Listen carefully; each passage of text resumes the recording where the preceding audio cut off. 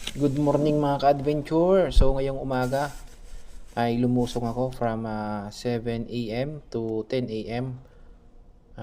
Umahon na rin tayo mga ka-adventure. Ito yung nahuli natin, no? May nahuli tayong isang malaking octopus.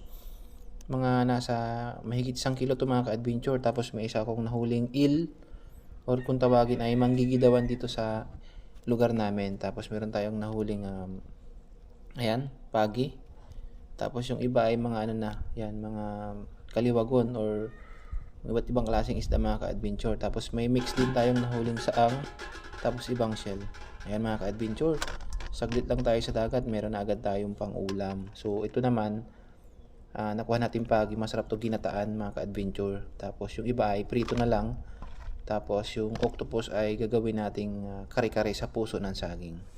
Yan lang mga ka-adventure at salamat sa ating video.